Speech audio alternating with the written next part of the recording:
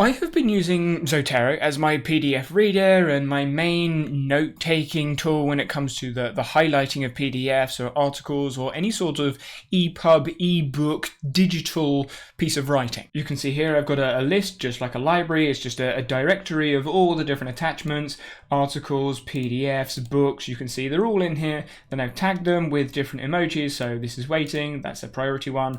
I've read this one, and then I can actually read it. So if we have a look at this one that I'm currently reading, I then have all my highlights on the left. I've got the highlight stuff at the top, and then I can click and drag and add the highlights in. But one of the biggest reasons I like Zotero is its flexibility and this plugin here, Zotero integration. It's a plugin inside of Obsidian, the note-taking tool that I use, which allows me to import those highlights. So if I click into the settings, you can see there's a configuration, there's some settings, and then you add a template in. And what this allows me to do is use this template to bring in the year, class, authors, and bring in the title, URL, Zotero URL link, and then all of the highlights come in to my Obsidian. For example, this is a recent paper I brought in to do with flow. I did a video on my second channel, which I'll link in the top right, all about the flow state and how the ecological approach looks at the flow state and flow, attention, and things related. And you can see there's the highlight. It was a yellow highlight. Page 2, if I click on that link, you can see it's brought up Zotero. That was on my other screen, which is why I had to move it over, but it's brought up the highlight,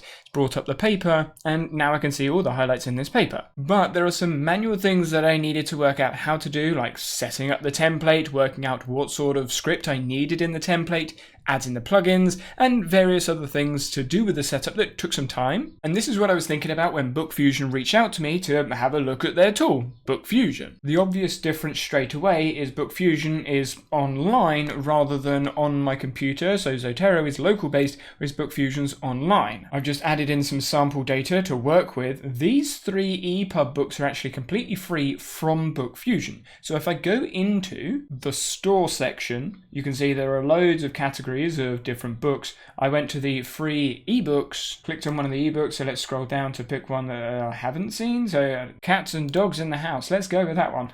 I can add it to my bookshelf, read now, or download. So these are free books that you can find. Zotero has nothing like this. And now that I've added it to my bookshelf, you can see in my bookshelf we've got all. So these are all of the books or articles or whatever it is that you're reading. So that would be the Zotero library. Then there is a favorites section, which Zotero doesn't have. That's what I'm using the tags for instead of.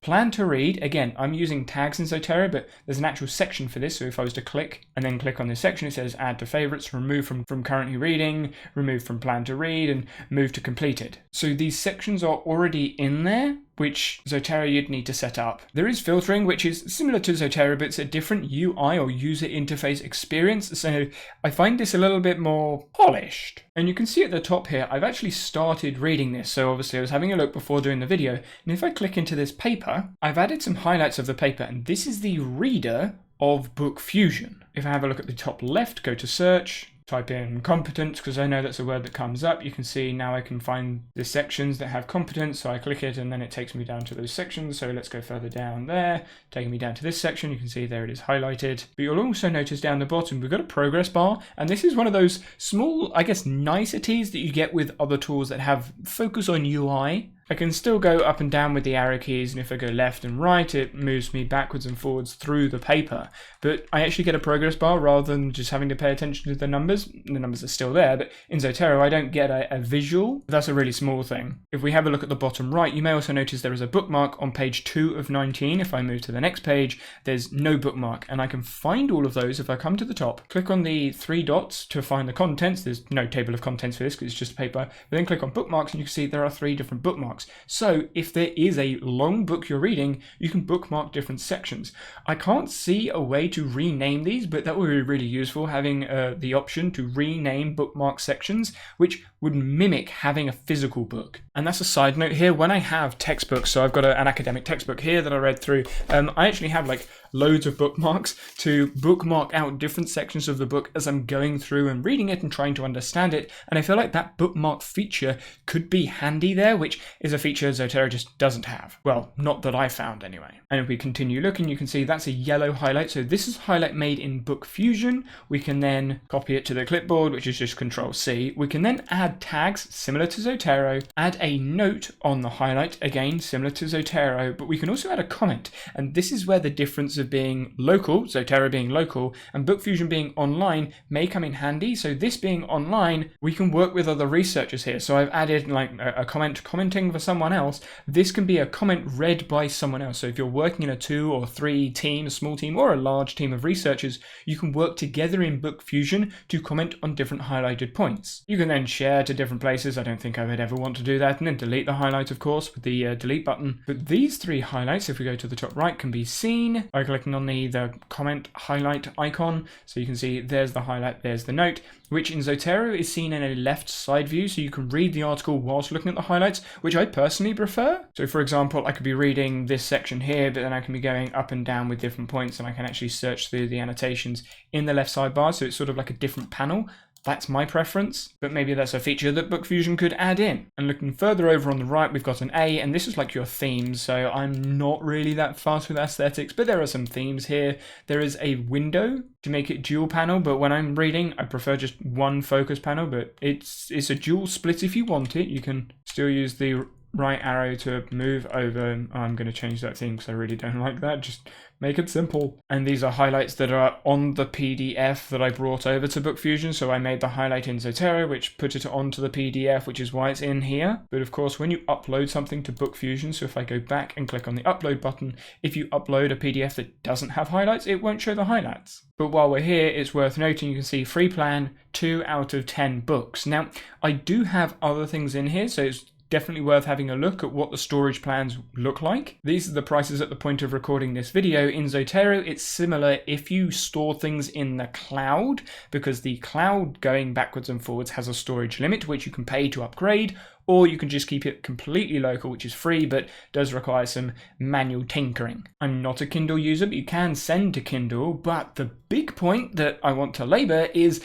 BookFusion has an Obsidian plugin. So remember, the main reason I liked Zotero over some of the other reference managers that you can use is it's got a really nice integration with Obsidian, my note-taking tool. So if I go down to settings, go to community plugins, browse, then type in BookFusion, we can see there's the BookFusion plugin, install, successfully installed, then go to enable, go to options, connect. It now shows me the Obsidian export, and for those that have seen my previous video on templater information for Zotero, the script looks very, very similar. However, you can see here the scripts are already made, so if I click on the book file name template, there's the script, there's the variable options, so you've got the ID, the title, summary, etc., all in here, so it's been made for you.